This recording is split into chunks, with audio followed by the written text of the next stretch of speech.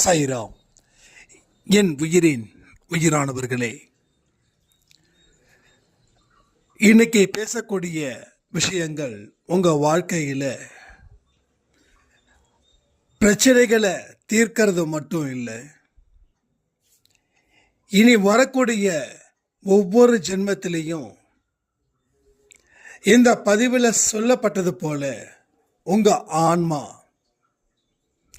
இந்த மாதிரி விஷயத்தை தொடர்ந்து நினைத்து கொண்டு செயல்பட்டு இருந்தா வெற்றி 100%. இங்க தோல்வி அப்படின்ற ஒரு இடத்துக்கு நீங்க வராமலே போயிடுவீங்க. முதல்ல இவரை பத்தி தெரிஞ்சுக்கணும். அவருடைய கேரக்டர் என்னன்றதை தெரிஞ்சுக்கணும். அவர் எங்க இருக்காரு, எப்படி இருக்காருன்றது ஒன்று.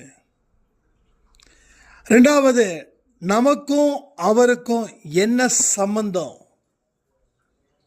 இதை எல்லாத்தையும் தெரிஞ்சுக்கிட்டு அதுக்கப்புறமா நீங்க ஒரு வணக்கத்தை போடுங்க. அப்பொழுதுதான் இங்க எல்லாமே நீங்க நினைச்சது போல ஒரு வாழ்க்கையை வாழ முடியும். இன்னைக்கு எவ்வளவு பெரிய பணக்காரரா இருந்தாலும் சரி, எவ்வளவு பெரிய ஏழைகளா இருந்தாலும் சரி,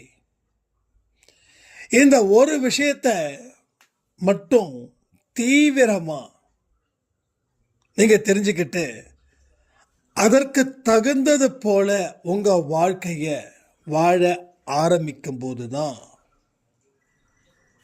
உங்களுடைய ஒட்டுமொத்த பிரச்சனைகளையும் அந்த ஆண்டவன் தீர்ப்பாரு. கடவுளை பத்தி நிறைய விஷயங்கள் சொல்லிக்கிட்டே இருக்கலாம். இன்னமும் சில பேர் கடவுளுடைய ஒரு வைப்ரேஷன் இருக்குதுப்பான்னு சொல்றாங்க. அப்போ இத்தனை வருஷமா நீங்க வணங்கின கடவுளுக்கு வைப்ரேஷன் 0. இதை ஏன் சொல்லுறேன் அப்படின்னா, இதுக்கு முன்னாடி ஒரு புரியாத ஒரு வழிபாடு, ஒரு தெரியாத செயல்முறை, ஒரு குருட்டு நம்பிக்கையில கடவுளை நம்பணும்.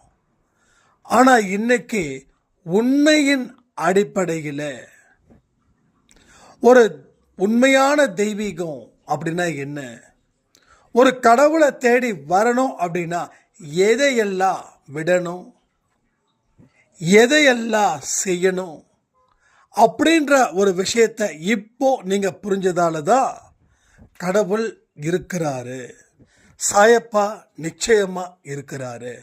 ஒரு பெரிய வைப்ரேஷனை நான் ஃபீல் பண்ணுறேன். இந்த ஒரு வார்த்தை இருக்கு பாருங்களேன், அந்த ஒரு வார்த்தை சாதாரணமான வார்த்தை. கடவுள் இருக்காருங்க, நான் ஃபீல் பண்றேன் அப்படின்றது ரொம்ப சாதாரணமான ஒரு வார்த்தை. அது உங்களுக்கு, அது உங்களுக்கு. நீங்க ஜஸ்டிஸ் கடந்து போயிடுறீங்க. ஆனா அந்த ஒரு வார்த்தையில எவ்வளவு அதிசயத்தை, அற்புதத்தை நிகழ்த்தி இருக்கிறார்ன்றது உங்களுக்கு தெரியல. அதுல என்னங்க அந்த வார்த்தையில இருக்கு அப்படின்னு நீங்க கேட்கலாம். இதற்கு முன்னாடி நீங்க அப்படிப்பட்ட ஒரு விஷயத்தை சொன்னீங்களா, செஞ்சீங்களா, உங்க மனசுல நினைச்சீங்களா?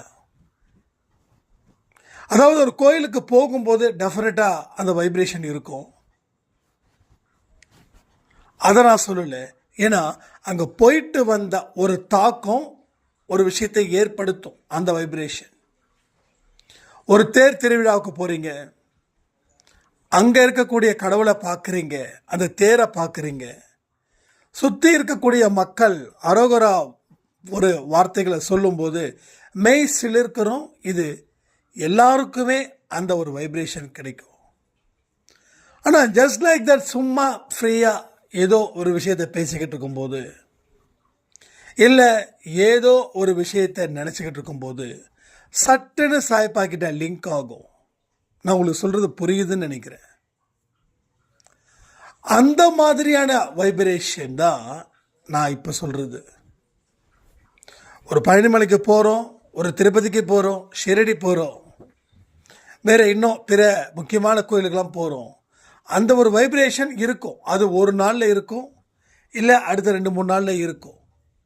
ஆனால் எந்த பூஜையும் செய்யாமல், எதுவும் பண்ணாமல், ஆனால் ஏதோ ஒரு விஷயத்தில் ஒரு வைப்ரேஷன் இங்கே இருக்குது, கடவுள் இருக்கிறாரு, நான் நம்புகிறேன், ஏதோ ஒரு அதிசயம் இங்கே இருக்குது அப்படின்னு உங்களுக்கு வார்த்தைகள் உதிக்க ஆரம்பிச்சிடுச்சுன்னா, உண்மையிலேயே இந்த பதிவின் மூலமாக அன்பே சாய் அப்பாவிற்கு நன்றி சொல்லுங்க. அன்பே சாய் அப்பாவிற்கு நன்றி. நம்ம இதுக்கு முன்னாடி சாயப்பான்னு சொன்னோம், இனிமே அன்பே சாய் அப்பாவிற்கு நன்றி. ஒரு வார்த்தையை நாம் எல்லோரும் சேர்ந்து உச்சரிக்கும் போது அந்த உச்சரிப்பு எந்த வார்த்தையில் இருக்குதோ அந்த வார்த்தையில் ஒரு சக்தி ஒன்று புறப்படும். அதுக்கு தான் வார்த்தைகளை கூட நான் இவ்வளவு தூரம் கவனமாக பயன்படுத்திக்கிட்டு இருக்கேன். அப்போ அன்பே சாய் அப்பாவிற்கு நன்றி. இந்த மாதிரி வைப்ரேஷன் உங்கள் மனசில் இருந்துச்சுன்னா, ஏற்கனவே வந்திருக்கும் இல்லையா, வந்துருச்சுன்னா யோசித்து பார்த்து அதற்கப்புறமா அதை நீங்கள் சொல்லுங்கள். உண்மையிலே சொல்கிறேன், இவங்க எல்லாருக்குமே மிகப்பெரிய ஒரு லக்கி அப்படின்னு தான் சொல்ல முடியும். ஏன்னா அவ்வளவு சீக்கிரம் இந்த வார்த்தைகள் வராது. ஒரு மனுஷனுடைய மனசில் இயல்பாக ஒரு விஷயம் உதிக்குதுன்னா அது ஒரு பெரிய அதிசயத்தை ஏற்படுத்த போகுதுன்னு அர்த்தம். அப்போ அதுக்கு நன்றிகள் சொல்லுங்க. சரிங்க, இதை தாண்டி என்னென்ன விஷயங்கள் எல்லாம் உங்களுக்கு அவர் சொல்ல போறாருன்றது முக்கியம் இல்லை. அவர் 3 விதமான கட்டளைகளை கொடுக்குறார். 3 விதமான ஒரு விளக்கத்தை உங்களுக்கு கொடுக்குறார். 3 விதமான வாழ்க்கைக்கு தேவையான விஷயத்தை அவர் உங்களுக்கு தருகிறார். 3 ரைட்டா? ஸோ முதற்படி எஸ், நீங்கள் வந்துட்டீங்க. அடுத்தது 2ஆம் படி. இந்த 2ஆம் படியில் இதெல்லாம் உங்களால் சரியாக செய்ய முடியுதான்னு பாருங்கள். செய்ய முடிந்தா வெற்றி நிச்சயம். இது சாயின் சத்தியம். முதல்ல ஒரு விஷயம், நான் அடிக்கடி சொல்லக்கூடிய வார்த்தை தான், உங்கள் பாரத்தை அவர்கிட்ட இறக்கி வச்சிட்டீங்களா? உங்கள் முழு பாரத்தையும் அவர் முன்னாடி நான் கொட்ட சொல்லலை, இறக்கி வச்சிருக்கீங்களான்ற. அவரே உன்னை தாங்கக்கூடிய ஆயுதம். உங்களுக்கு ஒரு பெரிய பிரச்சனை இருக்குது, நீங்கள் சொல்கிறீங்க நான் உங்கள் வீட்டுக்கு வரேன், எனக்கு 5 லட்சம் ரூபாய் பிரச்சனை இருக்கு சாய்ராம், என்னுடைய குடும்பத்தில் இவ்வளவு சிக்கல், நானே எல்லா விஷயத்தையும் செய்ய வேண்டிய ஒரு கட்டாயத்தில் இருக்க, ஆனால் என்னுடைய கடனை அடைக்க முடியாத அளவில் பிரச்சனைகள் கொழுந்து விட்டு எரியுது, நான் என்ன செய்கிறது? அப்போ நான் சொல்கிறேன், ஃபீல் பண்ணாதீங்க, 5 லட்சம் தானே, இன்னும் 1 லட்சம் சேர்த்து 6 லட்சமாக நான் உங்ககிட்ட அன்பளிப்பாக கொடுக்குறேன். 6 லட்சம் ரூபாய் உங்களுக்கு அன்பளிப்பாக கொடுக்குறேன். 5 லட்சம் ரூபாய் உங்கள் கடனை அடைச்சிடுங்க. அந்த 1 லட்சம் உங்கள் வாழ்க்கைக்கு பயன்படுத்தி முன்னேறுங்க. நான் சொன்னது மட்டும் இல்லை, கையோடு கொடுக்குறேன் 6 லட்சத்தை. ஏன்னா சில பேர் சொல்லுவாங்க, ஆனால் செய்ய மாட்டாங்கல்ல. நாம் சொன்னால் செய்வோம்ல. அப்போது அந்த 6 லட்சத்தை கொடுத்தாச்சு. இப்போது உங்கள் பாரம் உங்களுக்கு இருக்குதா இல்லையா? உங்கள் பாரம் உங்களுக்கு இருக்குதா இல்லையா? ஒரு மனுஷனாக இருந்த என்னாலேயே 6 லட்சம் ரூபாய் கொடுத்து உங்களை காப்பாற்ற முடியும் என்றால், அகிலத்தை படைச்ச கடவுளால் உங்களுடைய பிரச்சனைகளை தீர்க்க முடியாதா? அப்போது அந்த 5 லட்சம் ரூபாய் ஏன் நான் 6 லட்சம் 1 லட்சம் எக்ஸ்ட்ரா கொடுக்குறேன்னா, அந்த 5 லட்சம் ரூபாய் கடனை அடைச்சிடணும், அந்த 1 லட்சம் ரூபாயை பயன்படுத்தி வாழ்க்கையில் முன்னேறணும். அதுக்கு தான் அந்த 1 லட்சம். அப்போ கடவுள் கொடுக்கப்பட்டது என்ன? கர்மாக்கள் மூலமாக தொலைந்து போனது 5 லட்சம். கடவுள் உனக்கு கொடுத்த வரம் 1 லட்சம். இப்போ அந்த 1 லட்சத்தை வச்சு தான் உன்னுடைய திறமையை நீ உயர்த்தணும், உன்னுடைய வாழ்க்கையை நீ ஓட்டணும். இருக்கக்கூடிய நாட்களில் கடன் வாங்கக்கூடாதுன்ற ஒரு தீர்மானமான முடிவெடுத்து அதன்படி அந்த வாழ்க்கையை அற்புதமாக எல்லா திசையிலையும் தெரிக்க விடணும். மொத்தம் 4 திசையில், அந்த 4 திசையில் எல்லா திசையிலையும் பெயர் சொல்லும் பிள்ளையாக நீ விளங்கணும். அப்போது பாயிண்ட்டுக்கு வருவோம். அப்போது உனது பாரத்தை என்னிடம் இறக்கி வைத்து விடு, நானே உன்னை தாங்குவேன். இன்னொன்று தெரியுமா, இந்த விஷயத்தை நீங்கள் உறுதியாக்குனா உங்கள் வாழ்க்கையில் பயம் அப்படின்றதே இல்லை.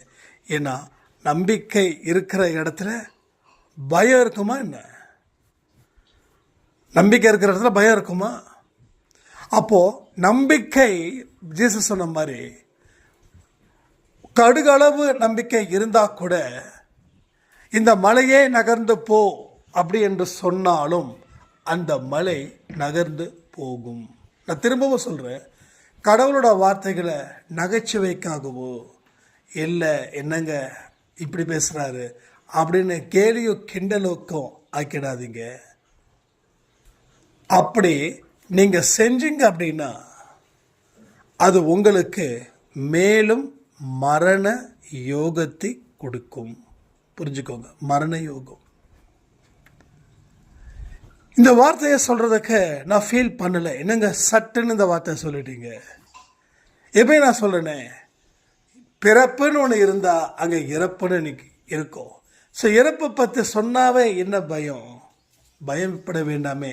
மறுபடியும் இங்கே இருக்கிற காக்கா, இங்கே இருக்கிற குருவி, இங்கே இருக்கிற மரம், இங்கே இருக்கிற பெண்கள், ஆண்கள், குழந்தைகள், இப்படிப்பட்ட அடுத்த ஜெனரேஷன் தானே ஸ்டார்ட் ஆக போகுது, அடுத்த ஜென்மாஸ்.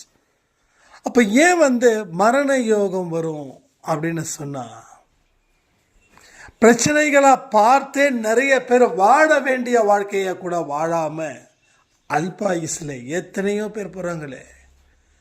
50 தாண்டது பெரிய ஒரு வேலையாக இருக்கு. அப்படியே தாண்டினாலும் மாத்திரை மருந்தோடு தானே பார்க்க முடியுது, தாண்ட முடியுது. இதுதான் உண்மைன்னா இல்லை. உன்னோட மனபாரம் உன்னை நோயாக மாற்றுது. உனக்கு இருக்கக்கூடிய பிரச்சனைகளை பார்த்து நீ பயப்படுற. முதல்ல உன் பிரச்சனைகளை நீ முழு மனதோட அதை புரிஞ்சிக்கவே இல்லை.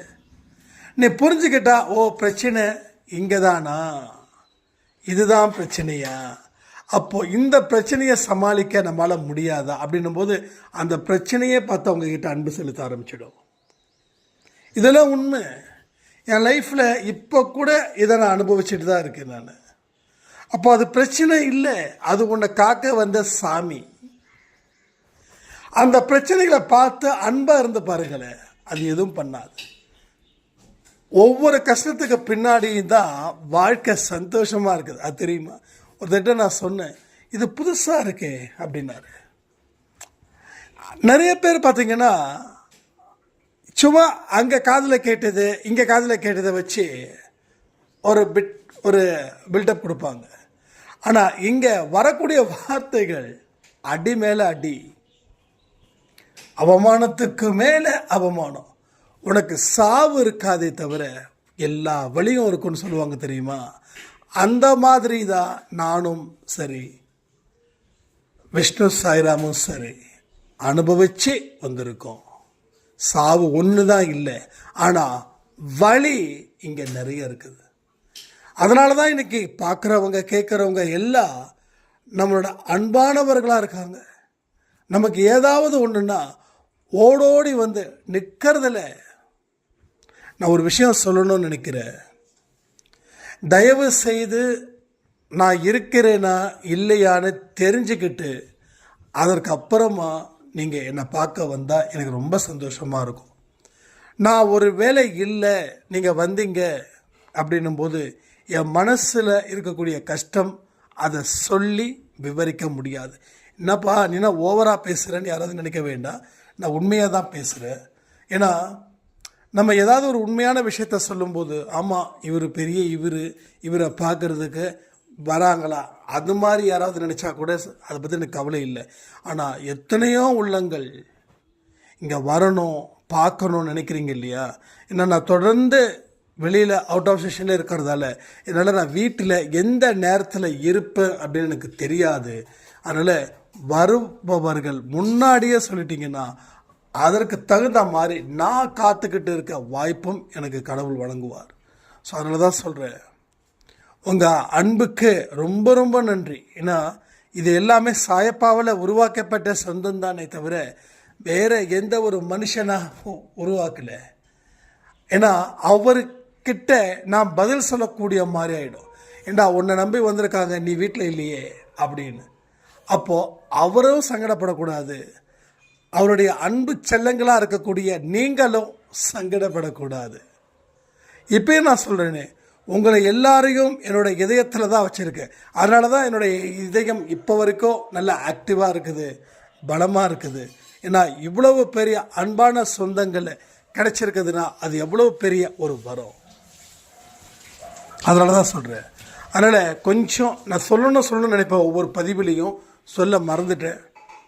ஒரு சாய்ராம் வந்து ஏர்லி மார்னிங் 4:30 வந்தாங்க. ரொம்ப கஷ்டமாக இருந்தது. நல்ல வேளை அந்த அன்னைக்கு விஷ்ணு சாய்ராம் இருந்ததால் அவங்கள ரிசீவ் பண்ண முடியுதா போயிடுச்சு. ஆனால் அவங்க போனதுக்கப்புறம் தான் விஷ்ணு சாய்ராம் சொன்னாங்க, ஒரு காஃபி டீ கூட குடிக்க முடியல. ஏன்னா 4:30 வந்தவொடனே நான் ரொம்ப ஷாக் ஆகிட்டேன், என்ன பண்ணுறதுன்னு தெரியல அப்படின்னு. அதனால் தயவு செய்து கொஞ்சம் இது பண்ணிவிட்டு இன்ஃபார்ம் பண்ணிவிட்டு வந்தீங்கன்னா நல்லாயிருக்கும். சில விஷயத்துக்கு வருவோம். அப்போது நம்மளுடைய பாரத்தை இறைவனிடம் இறக்கி வைத்தோமா? இதுதான் முக்கியமான கேள்வி. இறக்கி வைத்தோம் என்றால் ஆம் என்று சொல்லுங்கள். இறக்கி வைக்கிற இடத்துல உங்களுக்கு எந்த பயமும் இருக்கக்கூடாது. ஆனால் பிரச்சனைகளை பார்த்து பயப்படுறீங்கன்னா உங்கள் பாரத்தை இன்றும் எந்த இடத்துலையும் அவருக்கு இறக்கி வைக்கவில்லை என்று அர்த்தம் தானே. சரிங்க, இன்னொன்று ஒரு விஷயம் இருக்குதுங்க. கடவுளை பற்றி நல்லா தெரிஞ்சுக்கிட்டவங்களுக்கு இது மிக முக்கியமான ஒரு விஷயமா இருக்கும். அதாவது இறைவன் உங்களுக்கு ஒரு கதவை மூடினால் 1000 கதவை திறந்து வைப்பான். ஒரு கதவை தான் கடவுள் மூடியிருக்காரு. ஏன் மூடியிருக்காருன்னா அது கர்ம வினையால் இருக்கலாம், இல்லை ஏதோ ஒரு பிரச்சனை. கர்ம வினை மட்டும் என்னங்க, அடுத்தவன் தப்பு செய்கிற பாவமாக நமக்கு வந்து செய்கிறது. நீ செஞ்ச பாவத்துக்கு நீ அனுபவிக்கிற, வேற ஒன்றும் இல்லை. எத்தனையோ பேர் வந்து பெற்றவங்க செஞ்ச பாவம் பிள்ளைங்களை வந்து சேரும்னு இந்த டைலாகை பேசிக்கிட்டு பெற்றவங்க மேலே எப்போ பார்த்தாலும் கடுப்பில் இருப்பாங்க. தயவுசெய்து அப்படி இருக்காதீங்க. அதை திரும்பவும் சொல்கிறேன், அது மோசமான ஒரு யோகத்தை அது ஏற்படுத்தும். நல்ல யோகம் தாங்க முக்கியம், அதானே முக்கியம். அதை தாண்டி இருக்கிறது என்ன இருக்குது? ஸோ யார் யார் என்னென்ன அந்த பாவம் செய்தாங்களோ அதை அவங்க அனுபவிக்க வேண்டிய நேரத்தில் அனுபவிச்சே தீரணும். அதில் எந்த இடத்துலையும் காம்ப்ரமைஸ் ஆகவே முடியாது. அப்போ கடவுள் மேலே நம்பிக்கை வச்சு உங்கள் வாழ்க்கை வாடும்போது உங்களுக்கு துன்பம் வருதுன்னா நீங்கள் பயப்பட வேண்டாம். இந்த கதவை மூடினவர் இன்னொரு கதவை அவர் நிச்சயமாக திறந்து வைக்கிறார். திறந்து வைத்து அதில் நம்மளை பிரவேசிக்க பண்ணுகிறார். அதில் நல்ல வாழ்க்கையை அவர் கொடுத்து நம்மளை கம்பீரத்துடன் வழி நடத்துவார். கமெண்ட் பண்ணுறீங்களா? அவர் என்னை கம்பீரத்துடன் வழி நடத்துவார். அவர் என்னை கம்பீரத்துடன் வழி நடத்துவார். அப்பப்போ இந்த மாதிரியான வேர்ட்ஸ் எல்லாமே நோட் பண்ணிக்கோங்க. இங்கே நிறைய பேர் வந்து சாய்பாவோட ஃபோட்டோ போட்டு அது மேலே இந்த வேர்ட்ஸை போடும்போது ரொம்ப சந்தோஷமாக இருக்குது. அது இன்னும் பலருக்கு அது போய் சேரட்டுமே. அப்போ அவர் உங்களை கம்பீரத்துடன் வழி நடத்துவார். ஸோ கஷ்டங்கள் வரும்போது எந்த காரணத்தை கொண்டும் என்ன செய்யக்கூடாது, ஐயோ நம்ம டோர் க்ளோஸ் ஆகிடுச்சு, இனி பிரச்சனை தான், இனி இதில் இருந்து மீள முடியாது அப்படின்ற மாதிரிலாம் ஒன்றும் இல்லை. அதனால இந்த துன்பங்கள் வரும்பொழுது எந்த காரணத்தை கொண்டும் பயப்படவோ பீதி அடையவோ வேண்டாம்.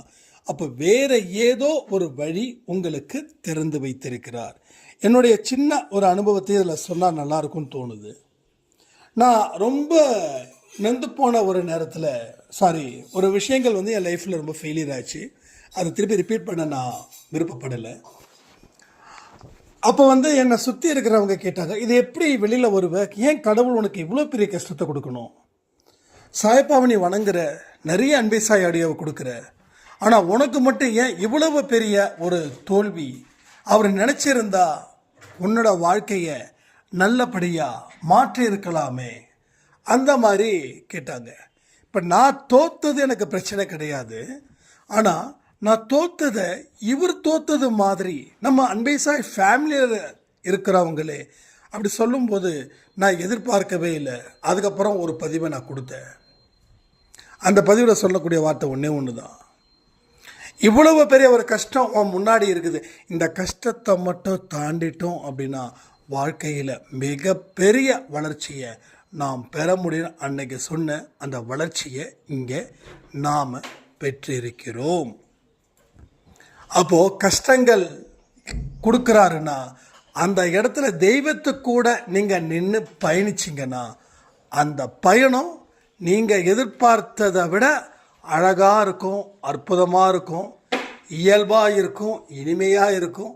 ஒரு மிகப்பெரிய ஒரு மாற்றத்தை அது ஏற்படுத்துவது போல அது இருக்கும். இந்த விஷயத்தை தான் நீங்கள் தொடர்ந்து சிந்திக்கணும். எப்பெல்லாம் கஷ்டங்கள் வருதோ அப்பொழுதெல்லாம். புரியுதா? இதை எனக்கு மைண்டில் வச்சுக்கோங்க. அடுத்தது இன்னொரு சூப்பரான ஒரு வழிபாடு இருக்குங்க, ரொம்ப சூப்பர். நீங்கள் ₹1,00,000 பண்ணி கிடைக்காத ஒரு பலனை இந்த விஷயத்தை செய்து அந்த பலனை ரொம்ப ஈஸியாக அடைஞ்சிடலாம். ஆனால் இது உங்கள் மைண்ட் அளவில் வச்சுக்கோங்க.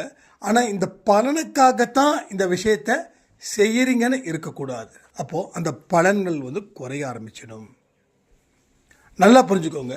நீங்கள் என்ன சாப்பிட்டாலும் அது உங்கள் உடம்புக்குள்ளே தான் போகுது. என்ன சாப்பிட்டாலும், ஒரு சின்ன வெங்காயத்தை சாப்பிட்டாலும் அந்த வெங்காயத்தோட சேர்த்து அந்த ஈயை சேர்த்து சாப்பிட்டாலும் உங்கள் உடம்புக்கு தான் போக போகுது. அதாவது அங்கே தனியாக எந்த இதுவும் கிடையாது. அதே போல தான் என்ன செஞ்சாலும் அதற்குரிய பலன் நிச்சயமாக வரும். ஆனால் பலனை எதிர்பார்த்து செய்ய ஆரம்பித்தா கடமையை சரியாக செய்ய முடியாது. பகவத்கீதையில் கிருஷ்ண பரமாத்மா சொன்னது இது ஒன்று தான். ஆனால் இதை தெரியாமல் கடமையை செய், பலனை எதிர்பார்க்காதே. ஏன் அவர் அந்த வார்த்தை சொன்னார் தெரியுமா? எதற்காக அந்த ஒரு வார்த்தையை சொன்னார்? இதற்கு சரியான பதில் இங்கே எத்தனையோ பெரியவங்க இருப்பீங்க, நீங்கள் சொல்லுங்கள். ஆனால் நம்ம எல்லாமே ஒரு வார்த்தையோடு முடிச்சிடுறோம். அந்த வார்த்தைக்கு பின்னாடி இருக்கக்கூடிய ஆழமான விஷயம் நமக்கு தெரியல. இதுதான் உண்மை, ரைட்? இதுதான் உண்மை. This is a fact. So இதை தான் நீங்கள் மாற்றணும். அப்போது கடமையை செய், பலனை எதிர்பார்க்காதுன்னா, நீ கடமையை செய்யும்போது பலனை எதிர்பார்த்து செஞ்சால் நீ செய்யக்கூடிய கடமையில் முழு மனதை அங்கே வைக்காம ஏனோ எதுக்கோ நீ அந்த விஷயத்தை செய்வ. புரியுதா? அப்போது எனக்கு வாழ்க்கையில் வெற்றி தான் அடையணும் அப்படின்னு நீங்கள் ஒரு முடிவு பண்ணி ஒரு செயலை ஆரம்பிக்கும்போது உங்கள் எண்ணம், உங்கள் புத்தி, உங்கள் மனசு, உங்கள் செயல், உங்கள் சொல் அந்த வெற்றியை மட்டும்தான் திங்க் பண்ணும். அப்போது கடமையை செய்கிறதுல நம்ம கோட்டை விட்டுருவோம். அதுக்கு தான் அவர் சொல்கிறாரு, கடமையை செய், பலனை எதிர்பார்க்காது. அப்போ பலனை எதிர்பார்த்து எந்த விஷயத்தை செஞ்சாலும் உன்னால் 100% மன திருப்தியுடன் செய்ய முடியாது. எது 100% மன திருப்தியுடன் செய்கிறாயோ அதிலே உன்னோட வாழ்க்கையை ஆனந்தமாக அமைத்து கொள்ள முடியும். ஆனந்தமான வாழ்க்கையை வாழணும்னா அது பிரார்த்தனையாக இருக்கட்டும், இல்லை ரிலேஷன்ஷிப்பாக இருக்கட்டும், இல்லை வேலை செய்யக்கூடிய இடமா இருக்கட்டும், மன திருப்தியுடன் அதை செய். அதை செய்யும்போது உன் வாழ்க்கையில் கிடைக்கக்கூடிய சந்தோஷம் இருக்கே, அது எத்தனை கோடிகள் கொடுத்தாலும் அதை வர சந்தோஷத்தை விட இது 1000 மடங்கு, லட்சம் மடங்கு, கோடி மடங்கு இருக்கும். நல்லா புரிஞ்சுக்கோங்க. திரும்பவும் சொல்கிறேன், ஒரு மரண யோகத்தை நோக்கி பயணம் இருக்கக்கூடாது. ஒரு வளர்ச்சியின் பாதையில் பயணம் இருக்கணும். இந்த பயணங்கள் இருக்கும்போது இந்த 3 விதமான வழிபாட்டு முறைகள் ரொம்ப ரொம்ப முக்கியம். எந்த மாதிரியான விஷயங்களை நாம் செய்யணும் அப்படின்றத தீர்மானித்து அதில் பின்வாங்காமல் தொடர்ந்து செய்யணும். பிரச்சனைகளை பார்த்து பயப்படக்கூடாது. பிரச்சனைகள் மேலே அன்பு செலுத்திட்டா அந்த பிரச்சனையே உங்களுக்கு உதவும். கஷ்டத்துக்கு பின்னாடி ஒரு வாழ்க்கை இருக்குது. ஒரு கதவை கடவுள் சாத்தினாருன்னா 1000 கதவுகளை சாயப்பார் திறப்பார்னு சொல்லி இந்த பதிவை நான் முடிக்கிறேன். ஜெய் சாய்ராம்.